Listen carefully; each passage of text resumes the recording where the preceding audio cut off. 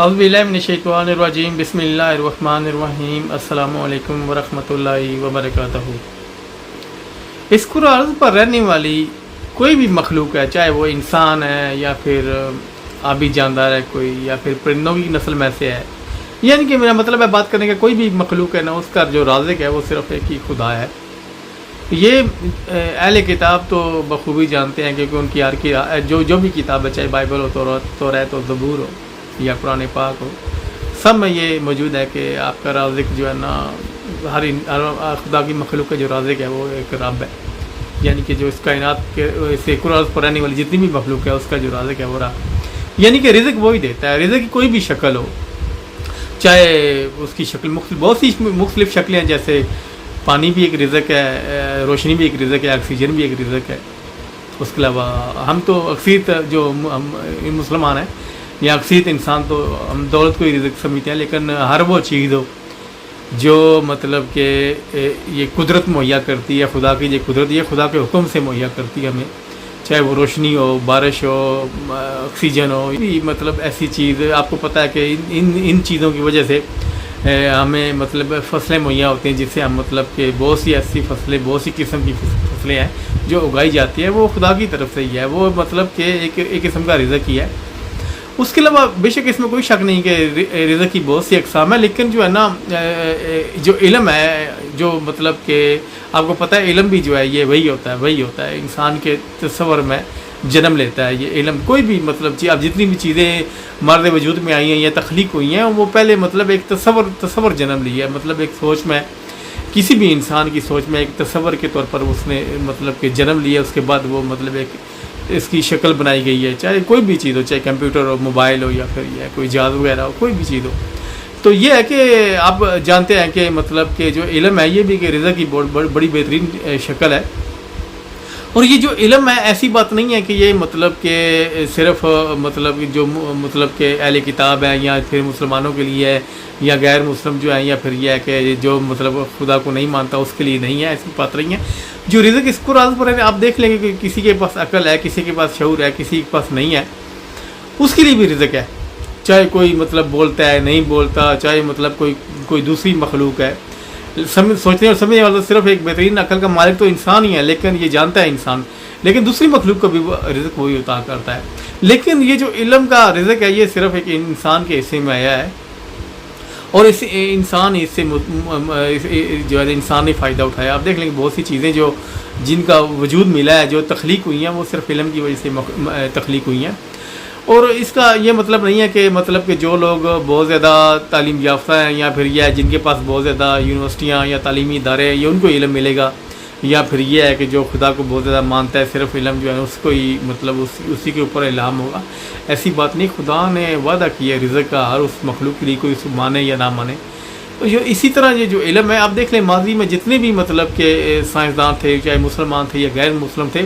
اس وقت نہ کوئی تعلیمی ادارہ تھا،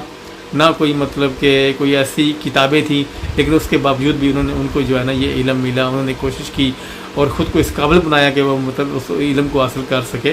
چاہے مسلمان ہو چاہے غیر مسلم۔ ایسی بات نہیں کہ مطلب کہ یہ صرف مسلمانوں کو ملے گا یا غیر مسلم کے لیے، کہ مسلمانوں کے لیے نہیں ہے، ایسی بات نہیں ہے، کیونکہ ماضی میں آپ کو پتہ ہے کہ مسلمانوں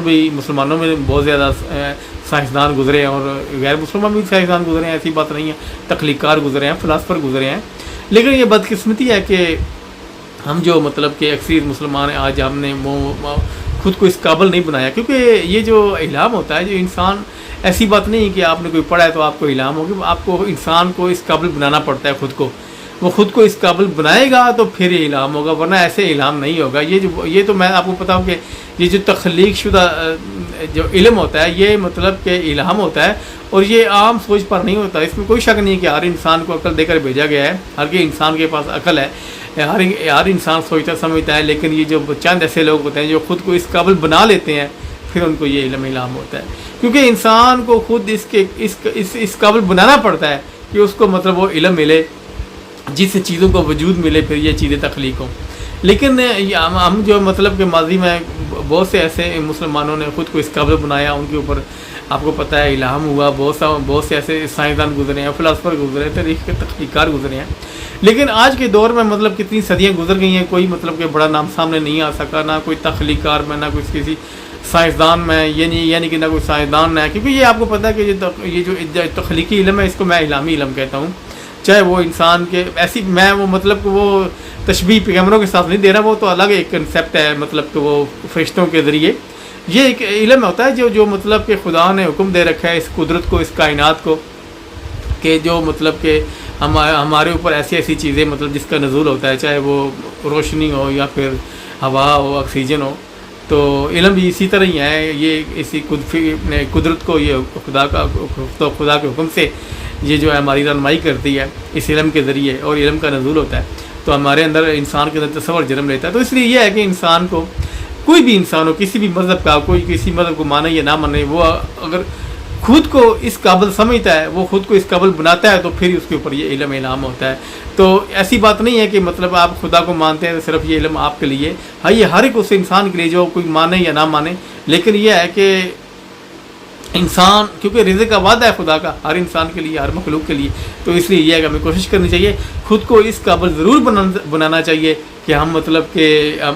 اس قابل ہو سکیں، ہمارے پاس مطلب کہ الہام ہو سکے، ہمیں کوئی علم آئے، کیونکہ علم کی وجہ سے آپ کو دنیا کہاں سے کہاں ترقی کر گئی۔ سب سے پہلے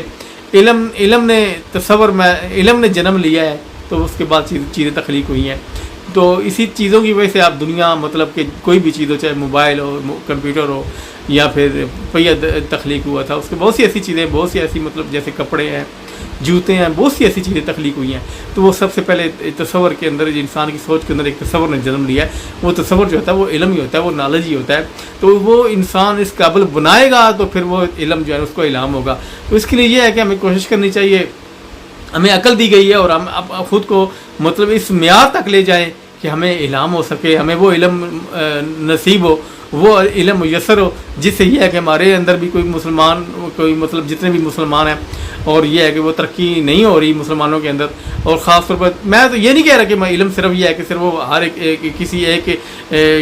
مطلب مذہب کے لیے ہے، ایسی بات نہیں ہے، علم ہر ایک مخلوق کے لیے، جتنی بھی مخلوق ہے، چاہے اس کا مذہب ہے یا کوئی مذہب نہیں ہے، لیکن یہ ہے کہ میں تو ان مسلمانوں کی بات کر رہا ہوں کہ ان کو چاہیے کہ مطلب کہ اپنی مطلب خود کو اس قابل بنائیں کہ ان کے اوپر بھی علم الہام ہو، ان کو بھی علم ملے، ان کے اندر بھی فلاسفر پیدا ہوں۔ میں ماضی کی نہیں بات کر رہا ہوں، کیونکہ انسان ماضی میں جو ہو گیا گزر گیا، لوگوں نے بڑا کام کیا، بڑے فلاسفر آئے، بڑے سائنسدان آئے، لیکن جو مستقبل میں اگر آپ چاہتے ہیں کہ آپ ترقی کریں، دنیا کہاں سے کہاں چلی گئی ہے، تو ہمیں اس علم کی ضرورت ہے جو مطلب کہ ہمیں الہام ہو، کیونکہ ابھی بھی مطلب اس دنیا کے اندر کچھ ملکوں میں، کچھ معاشروں میں بہت سی کمیاں ہیں، بہت سی محرومیاں ہیں، جس سے پورا کرنے کے لیے یہ ہے کہ ترقی کی ضرورت ہے، انسان کو بہترین سوچنے کی ضرورت ہے، کیونکہ اگر آپ خود کو اپنی بہترین تعمیر نہیں کریں گے عدل کے ساتھ، ایمانداری کے ساتھ، سچائی کے ساتھ، تو آپ کبھی بھی علم کے مستحق نہیں ہوں گے، اس علم کے مستحق نہیں ہوں گے جو خدا کا بہترین علم ہے اور خدا کا بہترین رزق ہے۔ اور وہ بہترین رزق میں سے علم جو ہے نا، وہ بہترین رزق اس لیے ہے کہ اسی علم کی وجہ سے آج دنیا نے جو ہے نا بہت زیادہ ترقی کر لی ہے، کیونکہ اور بھی آپ دیکھ لیں کہ جو رزق ہے بے شک آپ کھاتے ہیں، پیتے ہیں، لیکن یہ ہے کہ جو بہترین رزق ہے وہ علم ہے، اور اس علم کے لیے کوشش ضرور کریں تاکہ آپ کی نسلیں اور آپ کا معاشرہ اور آپ کی قوم ترقی کر سکے۔ تو یہ میرا آج کا پیغام تھا، اور اس میں کوئی غلطی تھی ہوگی تو میں آپ لوگوں سے معافی چاہتا ہوں۔ اپنا خیال رکھیے گا اور مجھے دعا میں یاد رکھیے گا۔ السلام علیکم ورحمۃ اللہ وبرکاتہ۔